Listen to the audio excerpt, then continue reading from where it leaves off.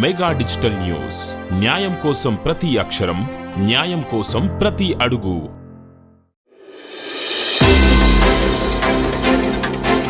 ప్రతి మహిళ ఒక భరతమాత లాంటిది.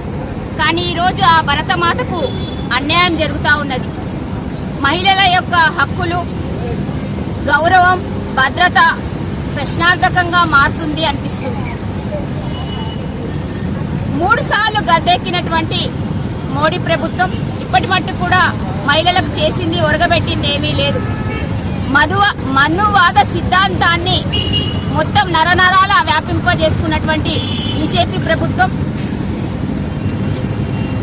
మహిళల పట్ల కళ్ళ ముందే అన్యాయాలు జరుగుతూ ఉన్నా, దాడులు జరుగుతూ ఉన్నా నోరు మెదపన్నటువంటి పరిస్థితి.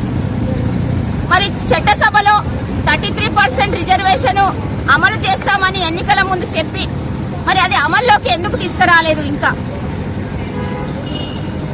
33% రిజర్వేషన్ అనేది ఒక చట్టసభలోనే కాదు, మహిళా కాంగ్రెస్ కోరుకుంటుంది అన్ని రంగాల్లో కోసం ప్రతి అక్షరం, న్యాయం కోసం ప్రతి అడుగు.